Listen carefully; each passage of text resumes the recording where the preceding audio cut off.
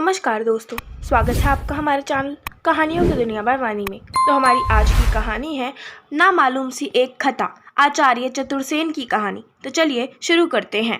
गर्मी के दिन थे। बादशाह ने उसी फागुन में सलीमा से नई शादी की थी। सल्तनत के झंझटों से दूर रहकर नई दुल्हन के साथ प्रेम और आनंद की कल्लोल करने वे सलीमा को लेकर कश्मीर के दौलत खाने में चले आए थे। रात दूध में नहा रही थी। दूर के पहाड़ों की चोटियां बर्फ से सफेद होकर चांदनी में बहार दिखा रही थीं। आराम बाग के महलों के नीचे पहाड़ी नदी बल खाकर बह रही थी। मोती महल के एक कमरे में शमादान जल रहा था और उसकी खुली खिड़की के पास बैठी सलीमा रात का सौंदर्य निहार रही थी। खुले हुए बाल उसकी फिरोजी रंग की ओढ़नी पर खेल रहे थे। चिकन के काम से सजी और मोतियों से गुथी हुई फिरोजी रंग की ओढ़नी पर कसी कमखाब की कुर्ती और पन्नों की कमर पेटी पर अंगूर के बराबर बड़े मोतियों की माला झूम रही थी। सलीमा का रंग भी मोती के समान था।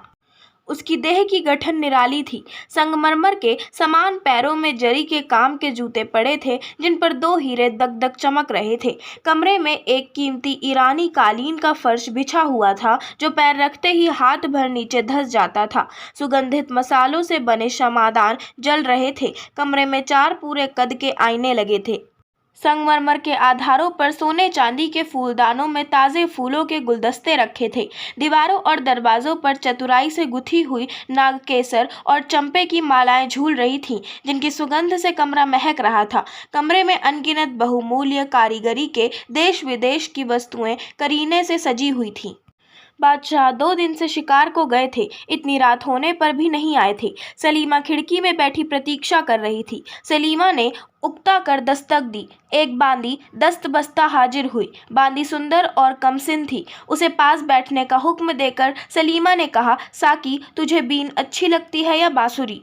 बांदी ने नम्रता से कहा, हुजूर जिसमें खुश हूँ। सलीमा ने कहा, पर तू किसमें खुश है? बांदी ने कंपित स्वर में कहा, सरकार, बांदियों की खुशी ही क्या। सलीमा हंसते हंसते लौट गई। बांदी ने बंशी लेकर कहा, क्या सुनाऊं? बेगम ने कहा, ठहर, कमरा बहुत गर्म मालूम देता है। इसके तमाम दरवाजे और खिड़कियां खोल दे, चिरागों को बुझा दे, चटकती चांदनी का लुफ्त उठाने दे और वे फूल मालाएं मेरे पास रख दे। बांदी उठी। सलीमा बोली, सुन, पहले एक गिलास शरबत दे, बहुत प्यासी हूँ। बांदी ने सोने के गिलास में खुशबूदार शरबत बेगम के सामने ला धरा। बेगम ने कहा, उफ, यह तो बहुत गर्म है, क्या इसमें गुलाब नहीं दिया? बांदी ने नम्रता से कहा, दिया तो है सरकार। अच्छा, इसमें थोड़ा सा इस्तंबोल और मिला। साकी गिलास लेकर दूसरे कमरे में चली गई। इस्तंबोल मिलाया और भी एक चीज मिलाई। फिर वह सुवासित मदिरा का पात्र बेगम के सामने ला धरा। एक ही सांस में उसे पीकर बेगम ने कहा, अच्छा, अब सुनो, तूने कहा था कि तू मुझे प्यार करती है। सुना, कोई प्यार का ही गाना सुना। दुखवा मैं कासे कम मोरी सजनी। बहुत देर तक साकी की बंशी कंठ ध्वनि कमरे में घूम घूम कर रोती रही। धीरे धीरे साकी खुद भी रोने लगी। साकी मदिरा और यौवन के नशे में चूर होकर झूमने लगी। गीत खत्म करके साकी ने देखा, सलीमा बेसुध पड़ी है। शराब की तेजी से उसके गाल एकदम सुर्ख हो गए हैं और तांबुल राग रंजित होंठ रह रह कर फड़क रहे हैं। सांस की सुगंध से कमरा महक रहा है। जैसे मंद पवन से कोमल पत्ती कांपने लगती है, उसी प्रकार सलीमा का वक्षस्थल धीरे धीरे कांप रहा था। प्रस्वेद की बूंदें ललाट पर दीपक के उज्जवल प्रकाश में मोतियों की तरह चमक रही हैं। बंशी रखकर साकी क्षण भर बेगम के पास आकर खड़ी हुई। उसका शरीर कांपा, आंखें जलने लगी, कंठ सूख गया। वह घुटने के बल बैठकर बहुत धीरे धीरे अपने आंचल से बेगम के मुख का पसीना पोंछने लगी। इसके बाद उसने झुककर बेगम का मुंह चूम लिया। फिर ज्यों ही उसने अचानक आंख उठाकर देखा तो पाया खुद दीन दुनिया के मालिक शाहजहां खड़े उसकी यह करतूत अचरज और क्रोध से देख रहे हैं। साकी को सांप डस गया। वह हदबुद्धि की तरह बादशाह का मुंह ताकने लगी। बादशाह ने कहा, तू कौन है और यह क्या कर रही थी?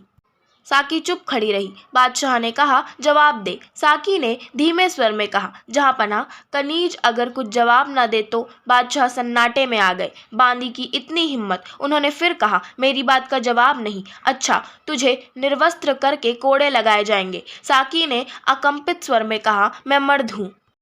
बादशाह की आंखों में सरसों फूल उठी। उन्होंने अग्निमय नेत्रों से सलीमा की ओर देखा। वह बेसुध पड़ी सो रही थी। उसी तरह उसका भरा यौवन खुला पड़ा था। उनके मुंह से निकला उफ, फहशा, और तत्काल उनका हाथ तलवार की मूठ पर गया। फिर उन्होंने कहा, दो खस के कुत्ते, तेरी यह मजाल। फिर कठोर स्वर से पुकारा, मादूम। एक भयंकर रूप वाली तातारी औरत बादशाह के सामने अदब से आ खड़ी हुई। बादशाह ने हुक्म दिया, इस मरदूत को तहखाने में डाल दे ताकि बिना खाए पिए मर जाए। मादूम ने अपने कर्कश हाथों से युवक का हाथ पकड़ा और ले चली। थोड़ी देर बाद दोनों एक लोहे के मजबूत दरवाजे के पास आ खड़े हुए। तातारी बांदी ने चाबी निकाल दरवाजा खोला और कैदी को भीतर ढकेल दिया। कोठरी की गज कैदी का बोझ ऊपर पड़ते ही कांपती हुई नीचे धसकने लगी।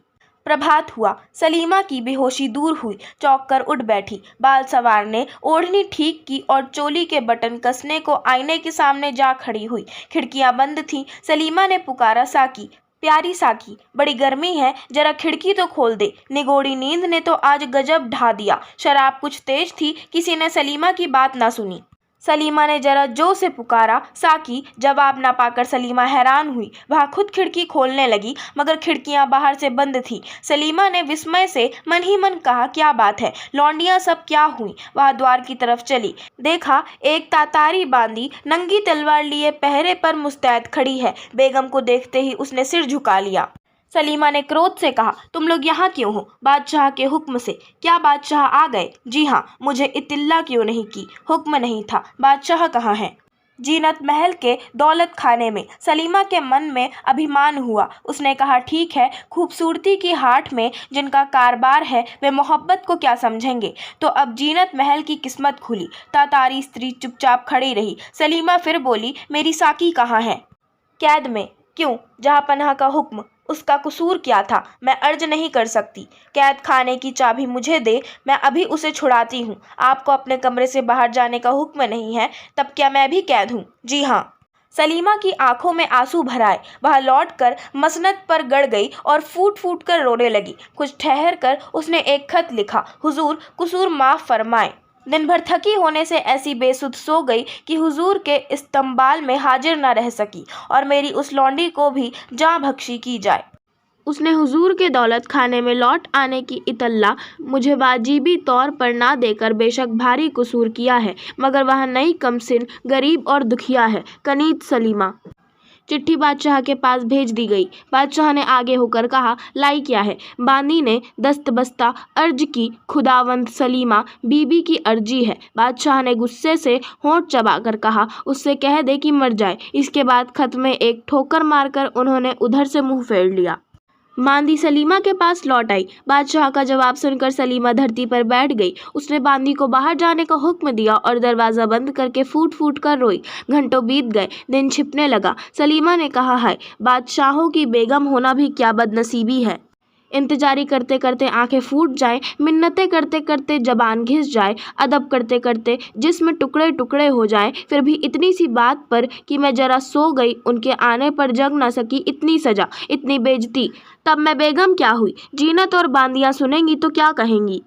इस बेइज्जती के बाद मुंह दिखाने लायक कहाँ रही? अब तो मरना ही ठीक है। अफसोस मैं किसी गरीब किसान की औरत क्यों ना हुई। धीरे धीरे स्त्रीत्व का तेज उसकी आत्मा में उदय हुआ। गर्व और दृढ़ प्रतिज्ञा के चिन्ह उसके नेत्रों में छा गए। वह सांपिन की तरह चपेट खाकर उठ खड़ी हुई।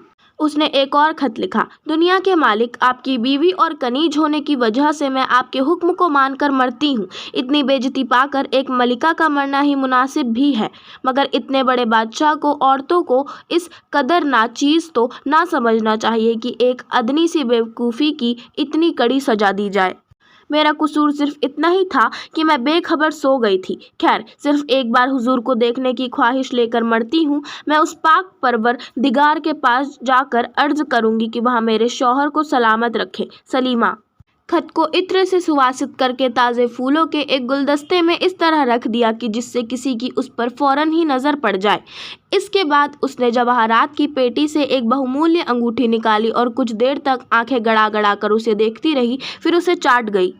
बादशाह शाम की हवाखोरी को नजर बाग में टहल रहे थे। 2-3 खोजे घबराए हुए आए और चिट्ठी पेश करके अर्ज की, हुजूर गजब हो गया, सलीमा बीबी ने जहर खा लिया है और वहाँ मर रही हैं। क्षण भर में बादशाह ने खत पढ़ लिया। झपटे हुए सलीमा के महल पहुँचे। प्यारी दुल्हन सलीमा जमीन पर पड़ी हैं, आंखें ललाट पर चढ़ गई हैं। रंग कोयले के समान हो गया है। बादशाह से ना रहा गया। उन्होंने घबरा कर कहा, हकीम हकीम को बुलाओ। कई आदमी दौड़े। बादशाह का शब्द सुनकर सलीमा ने उसकी तरफ देखा और धीमे स्वर में कहा, जहे किस्मत। बादशाह ने नज़दीक बैठकर कहा, सलीमा बादशाह की बेगम होकर क्या तुम्हें यही लाजिम था? सलीमा ने कष्ट से कहा, हुजूर मेरा कसूर बहुत मामूली था। बादशाह ने कड़े स्वर में कहा, बदनसीब, शाही जनान खाने में मर्द को भेष बदल कर रखना मामूली कसूर समझती है। कानों पर यकीन कभी न करता, मगर आंखों देखी को भी झूठ मान लूं। तड़प कर सलीमा ने कहा, क्या? बादशाह डर कर पीछे हट गए। उन्होंने कहा, सच कहो, इस वक्त तुम खुदा की राह पर हो। यह जवान कौन था? सलीमा ने अचकचा कर पूछा, कौन जवान? बादशाह ने गुस्से से कहा, जिसे तुमने साकी बनाकर पास रखा था। सलीमा ने घबरा कर कहा, है क्या वह मर्द है? बादशाह ने कहा, तो क्या तुम सचमुच यह बात नहीं जानती? सलीमा के मुंह से निकला, यह खुदा। फिर उसके नेत्रों से आंसू बहने लगे। वह सब मामला समझ गई। कुछ देर बाद बोली, खाविंद तब तो कुछ शिकायत ही नहीं। इस कसूर को तो यही सजा मुनासिब थी। मेरी बदगुमानी माफ़ फरमाई जाए। मैं अल्लाह के नाम पर पड़ी कहती हूँ, मुझे इस बात का कुछ भी पता नहीं है। बादशाह का गला भर आया। उन्होंने कहा, तो प्यारी सलीमा तुम बेकसूर ही चली। बादशाह रोने लगे। सलीमा ने उनका हाथ पकड़कर अपनी छाती पर रखकर कहा, मालिक मेरे, जिसकी उम्मीद ना थी, मरते वक्त वहाँ मज़ा मिल गया। कहा सुना माफ़ हो और एक अर्ज लौंडी की मंजूर हो। बादशाह ने कहा, जल्दी कहो सलीमा। सलीमा ने साहस से कहा, उस जवान को माफ़ कर देना। इसके बाद सलीमा की आंखों से आंसू बह चले और थोड़ी ही देर में वह ठंडी हो गई। बादशाह ने घुटनों के बल बैठकर उसका ललाट चूमा और फिर बालक की तरह रोने लगे। गजब के अंधेरे और सर्दी में युवक भूखा प्यासा पड़ा था। एकाएक घोर चीत्कार करके किवाड़ खुले। प्रकाश के साथ ही एक गंभीर शब्द तहखाने में भर गया, बदनसीब नौजवान, क्या होश हवास में है? युवक ने तीव्र स्वर में पूछा, कौन? जवाब मिला, बादशाह। युवक ने कुछ भी अदब किए बिना कहा, यह जगह बादशाहों के लायक नहीं है। क्यों तशरीफ लाए हैं? तुम्हारी कैफियत नहीं सुनी थी, उसे सुनने आया हूँ। कुछ देर चुप रहकर युवक ने कहा, सिर्फ सलीमा को झूठी बदनामी से बचाने के लिए कैफियत देता हूँ। सुनिए, सलीमा जब बच्ची थी मैं उसके बाप का नौकर था, तभी से मैं उसे प्यार करता था। सलीमा भी प्यार करती थी, पर वह बचपन का प्यार था। उम्र होने पर सलीमा पर्दे में रहने लगी और फिर वह शहंशाह की बेगम हुई, मगर मैं उसे भूल न सका। 5 साल तक पागल की तरह भटकता रहा। अंत में भेष बदल कर बांदी की नौकरी कर ली। सिर्फ उसे देखते रहने और खिदमत करके दिन गुजारने का इरादा था। उस दिन उज्जवल चांदनी, सुगंधित पुष्प राशि, शराब की उत्तेजना और एकांत ने मुझे बेबस कर दिया। उसके बाद मैंने आंचल से उसके मुख का पसीना पोंछा और मुंह चूम लिया। मैं इतना ही खतावार हूँ। सलीमा इसकी बाबत कुछ नहीं जानती। बादशाह कुछ देर चुपचाप खड़े रहे। इसके बाद वे बिना दरवाज़ा बंद किए ही धीरे धीरे चले गए। सलीमा की मृत्यु को 10 दिन बीत गए। बादशाह सलीमा के कमरे में ही दिन रात रहते हैं। सामने नदी के उस पार पेड़ों के झुरमुट में सलीमा की सफ़ेद कब्र बनी है। जिस खिड़की के पास सलीमा बैठी उस दिन रात को बादशाह की प्रतीक्षा कर रही थी, उसी खिड़की में उसी चौकी पर बैठे हुए बादशाह उसी तरह सलीमा की कब्र दिन रात देखा करते हैं। किसी को पास आने का हुक्म नहीं। जब आधी रात हो जाती है तो उस गंभीर रात्रि के सन्नाटे में एक मर्म भेदिनी गीत ध्वनि उठ खड़ी होती है। बादशाह साफ साफ सुनते हैं, कोई करुण कोमल स्वर में गा रहा है, दुखवा मैं कासे कहूँ मोरी सजनी। आशा करती हूँ आपको हमारी आज की कहानी ना मालूम सी एक खता पसंद आई होगी। अगर आपको हमारी आज की कहानी पसंद आई हो तो हमारे चैनल को सब्सक्राइब करें, वीडियो को लाइक करें और बेल आइकन दबाना ना भूलें। धन्यवाद।